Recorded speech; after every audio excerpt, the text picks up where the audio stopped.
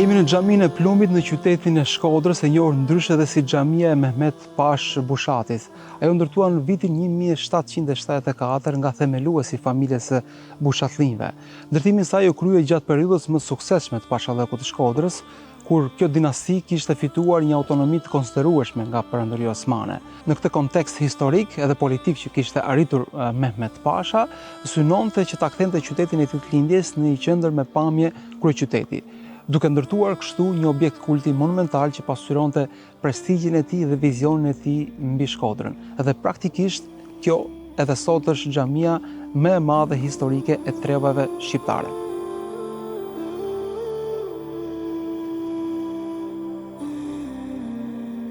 Shpesh jemi mësuar të kuptojmë se aty ku ka një xhami të madhe, kjo tregonte për një jetë ekonomike zhvillimore të madhe.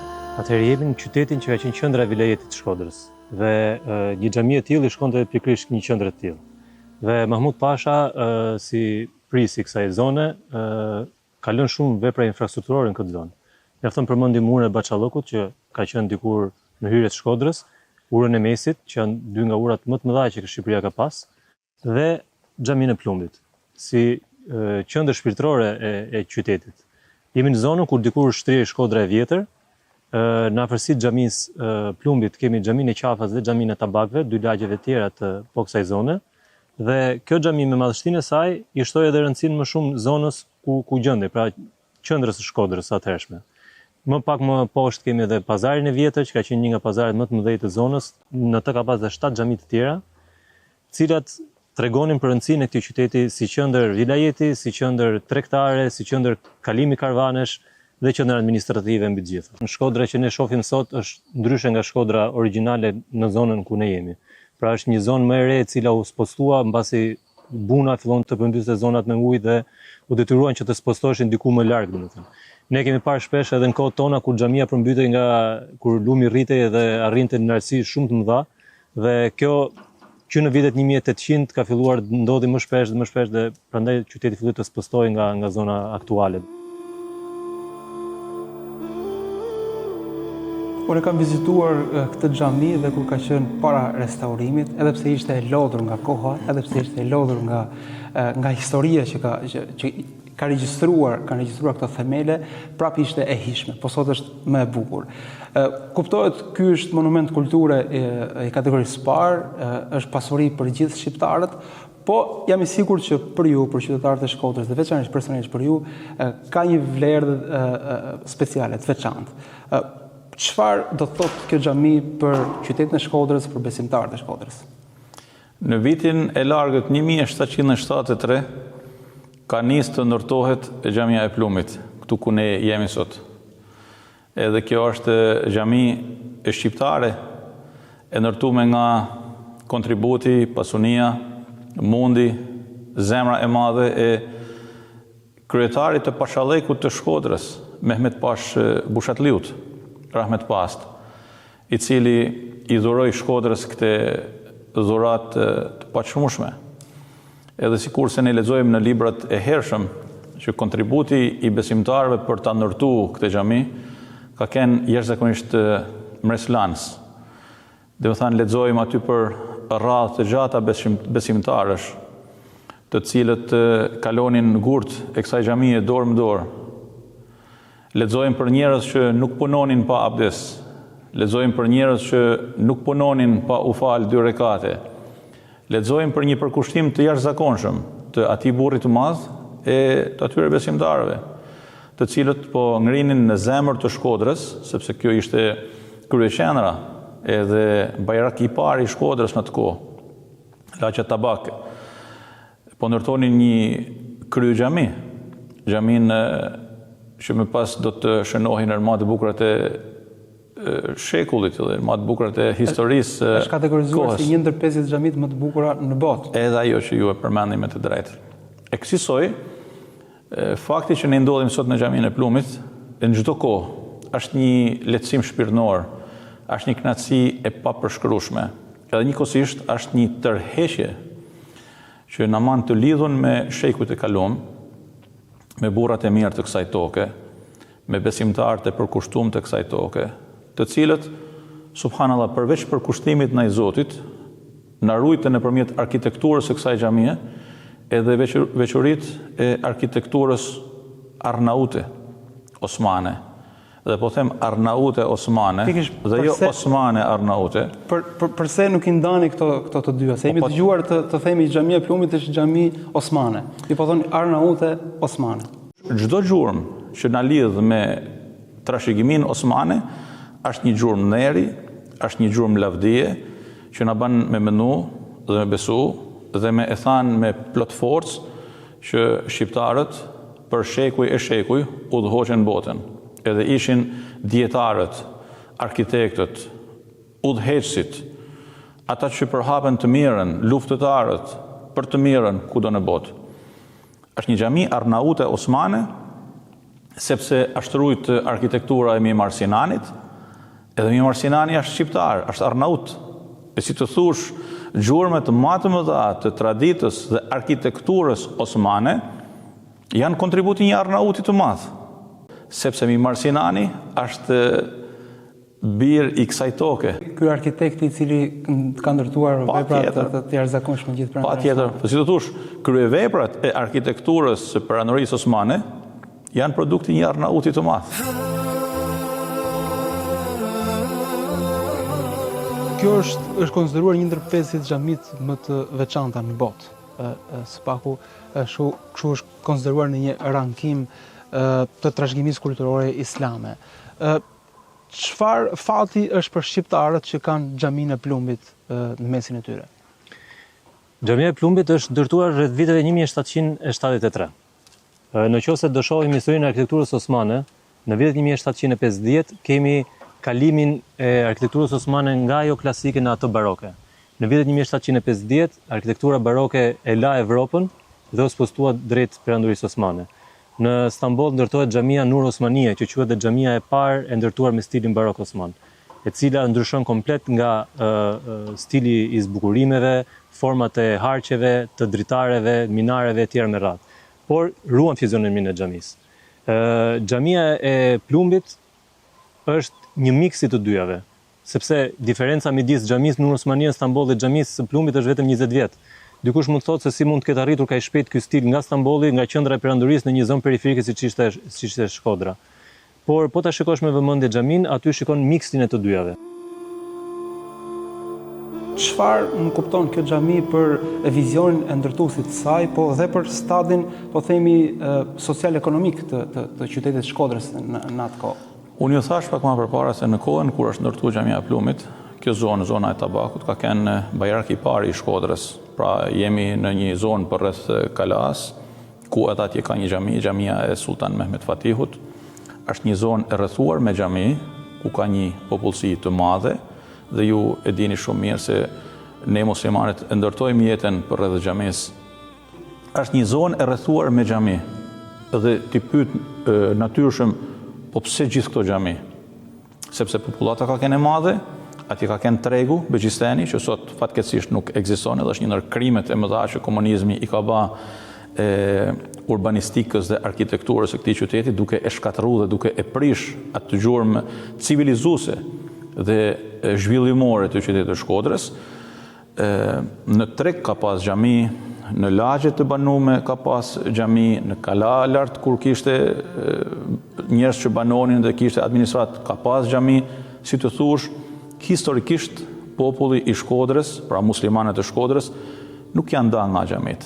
Kanë qenë njerëz besimtar, kanë qenë njerëz të pastër, kanë qenë njerëz të ndershëm, kanë qenë njerëz bujar, dhe tabani i tyre kombëtar është përkund në mejtepet e këtyre xhamive, në mihrabet e këtyre xhamive, në mimberet edhe kursit e këtyre xhamive, e si të thush, trashëgimia jonë është trashëgimi e pasun, sepse bazohet në dashninë e Zotit, edhe frymen më të mirë që i duhet njeriut për të jetuar me dinjitet si krijesa ma fisnike e Zotit të gjithësisë. Atëherë, kjo është dera kryesore e hyrjes në xhami. Xhamia ka dhe një derë anësore. Teorikisht, xhamiat e këtij stili në Perandorinë Osmane kanë qenë xhamia sultanore, kanë pas 3 dyert. Derën kryesore në pjesën e kundërt të drejtimit të kiblit dhe 2 dyera anësore. Siç e shikojmë këtu për shembull, nëse do ta krahasonim këtë me xhamitë e stilit klasik osman, kjo është një miniaturë atyre xhamive. Kemi një derë kryesore të zbukuruar ndryshe nga derat e tjera, nga dera tjetër e cila nuk është e zbukuruar, me motive florale, por që nuk janë motive florale tipike të stilit osman. Siç thash, kemi influencën dhe kalimin nga stili klasik në stilin barok osman. Kemi përdorimin e elementit të tulipanit, tipik e perandorisë osmane, ama me një stilizim pak më ndryshe. Ky mund themi që është autentik? Po, kjo është e tëra autentike, komplet, është dera siç ka qenë origjinale. Siç thash, është një miniaturë sepse në Perandorinë Osmane këto lloj xhamish kishin një derë shumë pompoze, shumë të lartë, e cila binte shumë në sy, mund të kishte mbishkrime sipër apo zbukurime të tjera gjeometrike. Së paku kush ka qenë në Stamboll e ka parasysh këto xhamit. Hym nga brenda shohim sekretet e tjera. Ky është obori i brendshëm, se mund themi kështu, ose paradhoma e dhomës së faljes, që edhe këtu ka plot element që tërheqin vëmendjen e çdo vizitori. Siç thash, kjo xhami, duke qenë se është miksi të dyja stileve klasike dhe baroke, kemi një ndryshim për shembull tek pjesa e kapiteleve të kolonave, cilat nuk janë me stilin e klasik osman me forma gjeometrike apo me stalaktite, pra me ato zbukurime të cilat dalin prapë nga forma gjeometrike, por kemi zbukurime florale. Çfarë është ky balkon i vogël këtu, që nuk është as pjesë e xhamisë së brendshme, por se ndërkohë është një ambient shumë i këndshëm. Në të dy krahët e xhamisë kemi 2 arkada të tilla, pra zonë të mbuluar me harqe në kupola, të cilat kanë nga një mihrab, siç ishin tek pjesa e jashtme, tek pjesa e brendshme e avlisë. Shërbim që mund të ketë pasur të zona mund të kenë qenë për mësime, për falje gjatë kohës së verës, duke qenë se është vap, mund të falesh dhe për jashtë, pra siç mund të falesh në avli që është një zonë e freskët. Po ashtu dhe kjo zonë ka pasur disi këtë lloj funksioni, pra që mund të shërbeshe si klasa dhe për zonë falje, duke qenë se mihrabin e kemi që tregon përsëri, domethënë, drejtimin e kiblit. Që tregon për një arkitekturë shumë komplekse, pra që çdo qoshe e saj e ka një funksion dhe ka një qëllim dhe nuk është thjesht dhe vetëm stilin. Po, është një xhami shumë dinamike nga ana arkitektonike, ka shumë ambiente, ka shumë lëvizje me format, me kupolat, me harqet, me kolonat e saj, me mihrabët, me zbukurimet e këtyre, pra kemi një ambient shumë dinamik dhe jo thjesht një ndërtesë të ngurtë. Ndërkohë në hyrje të xhamisë shohim një shkrim i cili duket autentik dhe duket se ka një mesazh për çdo kënd që hyn, pavarësisht se është osmanisht dhe është i padeshifrueshëm për turistët. Çfarë mesazhi ka ky shkrim? Në 2 rreshtat e parë të shkrimit përmendet që kjo xhami u ndërtua nga Mehmet Pasha në vitin 1187, ose që i përket vitit 1773-74 Duke qenë se këto shkruhen në vitin Hijri. Po.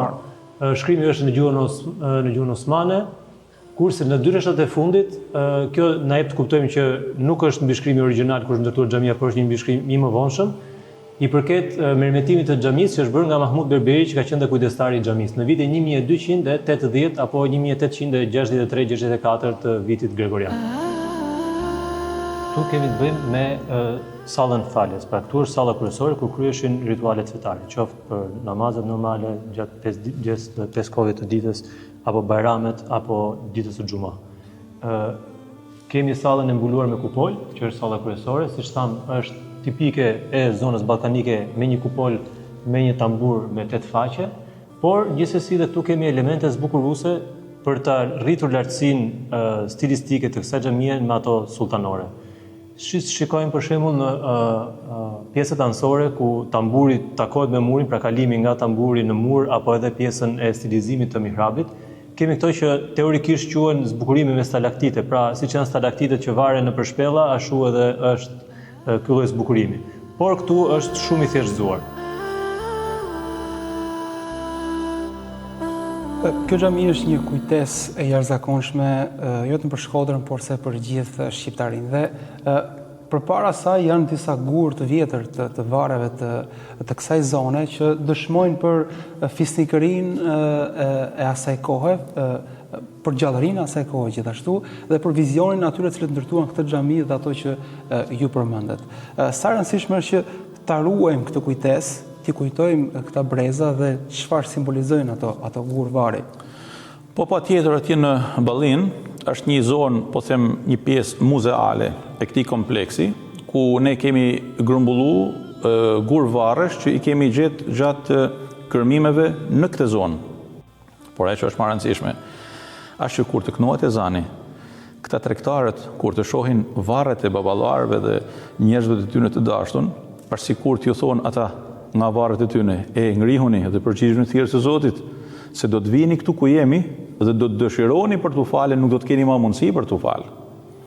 E si të thush, ajo është një pjesë muzeale që dëshmon për një nivel të caktuar dhe një, si të thush, arritje të caktuar të kulturës edhe arkitekturës islame në periudhën kur ato janë regjistruar, pra ka gur varresh 1200 vjeçare, ka 250 vjeçare, ka 150 vjeçare. Këtu kemi gur varri të ndryshëm, cilët i përkasin epokave dhe personave të ndryshëm. Mjafton të shikojmë vitet cilat shkruhen në për këtë gur varri për dalluar vitin se kur personi ka vdekur, por dhe po të shikojmë kokat e këtyre gurve tregojnë persona të ndryshëm. Guri më kryesor dhe më i madh që duket aty është një gur tipik i varreve të pashallarëve ose agallarëve.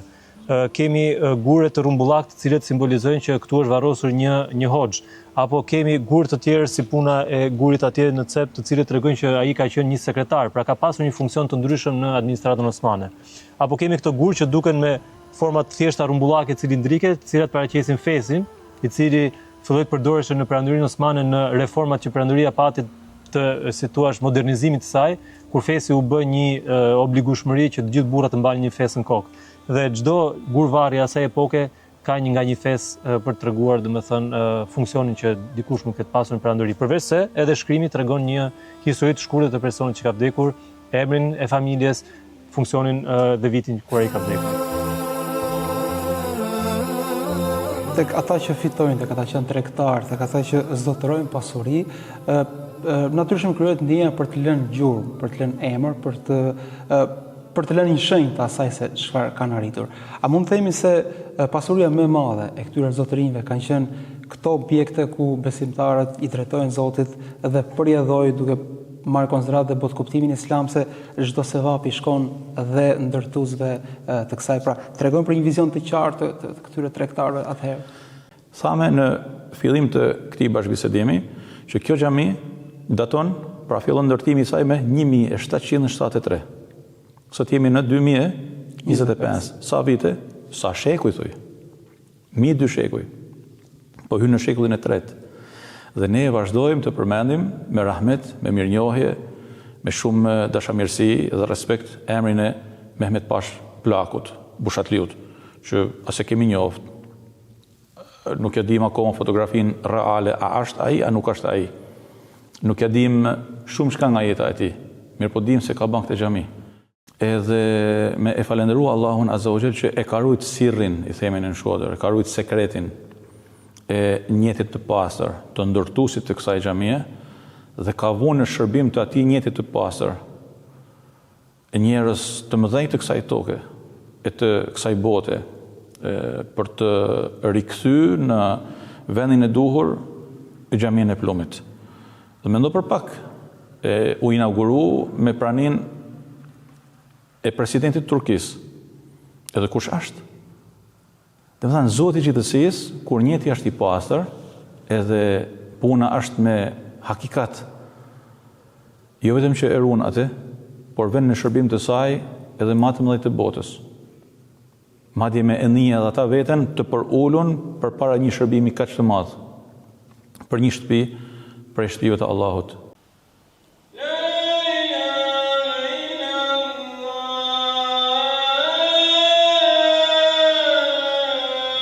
Dëgjimi e ezanit është gjë me zakonshme në çdo xhami, por se thirrja e ezanit në xhaminë e Plumit është gjithmonë një mrekulli. Për 23 vjet me radhë, regjimi ateist komunist ndaloi këtë thirrje hynore në çdo minare të Shqipërisë. Por në 16 nëntor 1990, ezani u rikthye në Shkodër dhe me të u thyen dhe prangat e ateizmit të detyruar. Në atë çast, të gjithë shqiptarëve ju kujtua, jeni të lirë të besoni, jeni të lirë të riktheheni xhamive tuaja. Një moment historik, një moment i thjeshtë që do t'i mbetet përgjithmonë historisë këtij qyteti dhe historisë të gjithë vendit tonë.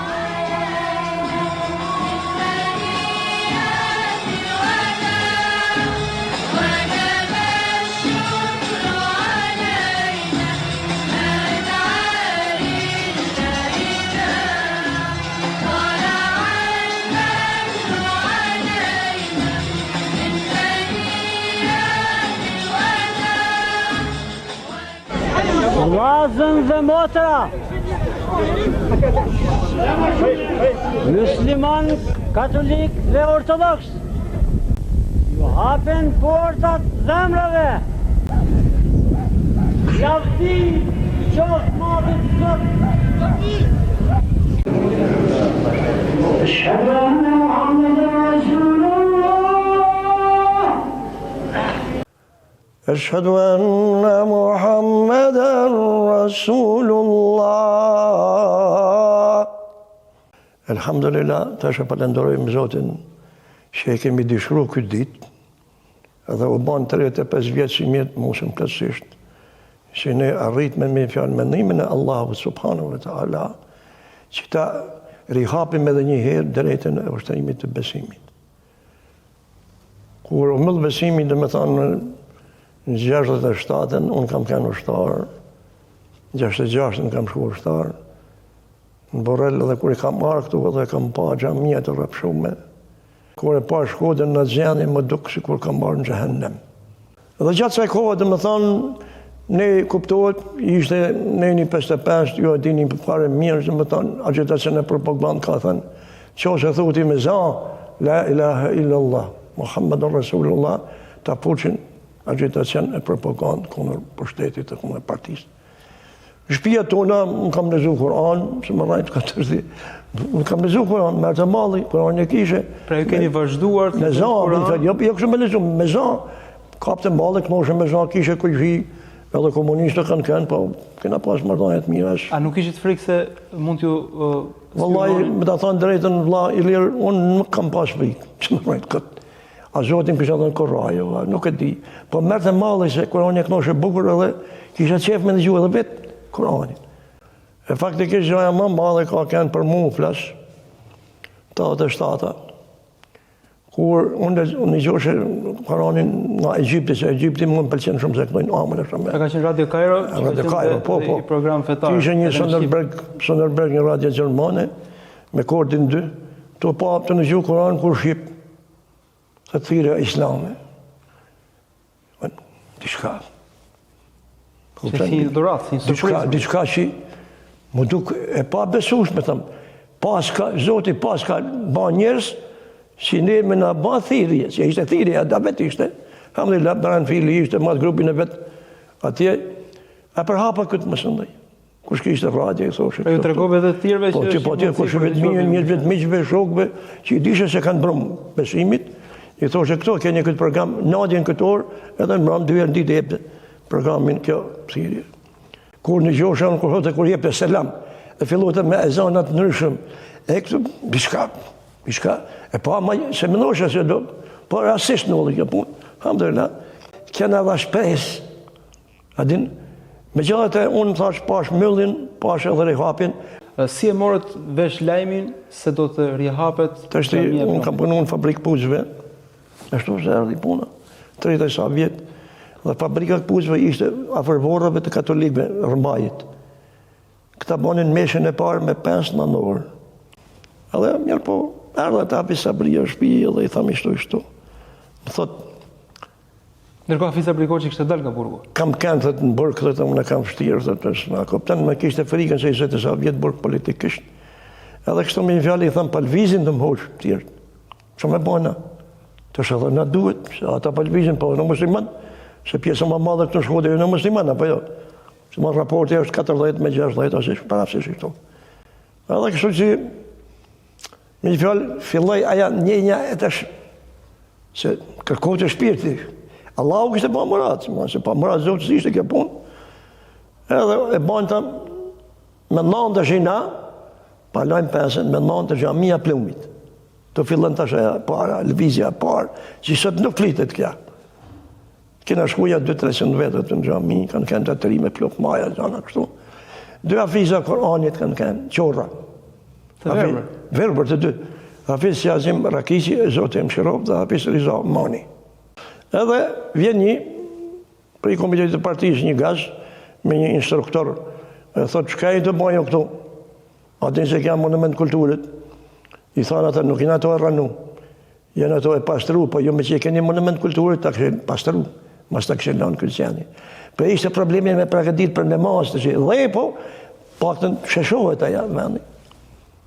Edhe ardhë nda njërë si me thonë aty, ardhë një person tjetër, filloj një me thirë e zanin aty në minare, dhe ata nana kja, për nanim të full.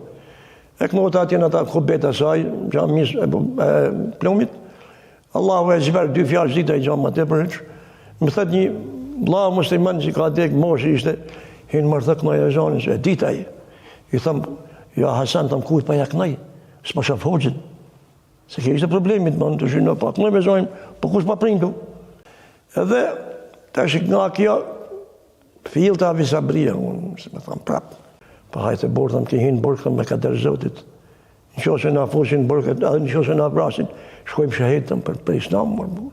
Unë, vëllaj, me ta thonë drejtën, si vëlla musliman nuk më kishte fejsh shqecimi s'kishe. A thu se si ishin ata, dhe atërë. Edhe kështu që më shëllë, nuk kalune da ditë, edhe ditën e ejtë me fjallën me 15, u ba mesha madhe me 11 atje. Me 15 më sëndojmë qaj fjallë Hafiz Sabria, një grupë për atë në me aero, kanë pakente makina rëmone bëjgrije.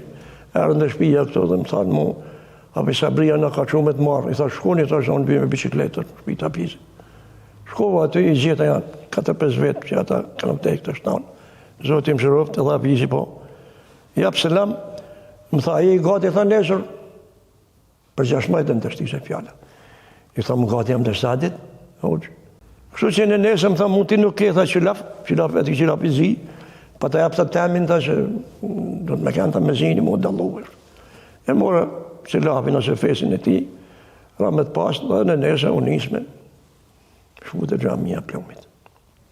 Data 16 nëntor. Data 16 pashka. Edhe prej Parruc, se shikua xhamia Parruc, e deri atje në qafë, para aty poshtë, tanë rruga blote 10-15, 20, tanë zi rruga. 80.000 vetë, kanë kallëblëk e madhë. Pra ishte një masë madhe njerëzish, ishte përhap lajmi në qytet. Po, ishte përhap lajmi që do të hapet xhamia Plumit, do falet xumaja. Tash njerëzit ishin zgjumat njën e dëshirës të madhe, pa shkoj me që po bëhen që ata pjesa dërmuese aty nuk dishin se është ka punë. Po kishte edhe besimtar që kishte rujt traditën, kuptohet. Aty. Edhe shkuam aty me fjalë, ishte bën një tribun jashtë aty, pa hinë e majtë aty në xhami. Hafizi me 2-3 vetë, më ramet pashin tonë ata kanë dek. Një djalë i ri bani hapjen. Këtu shkodran ka kënd. Dhe më duke të eliminun të mrapa atë këta, duke nuk dhjet gjagjë urma ti, ma, aja bani hapjen me fjallë. Edhe Hafizi majtë i bisedë, me thonë, pishka, është dishka, ja nevojshme, për dishka e pa imaginushme. E orë bisedë aty për gjenin, për situatën, për islamin, që du të me ba tjere tjere.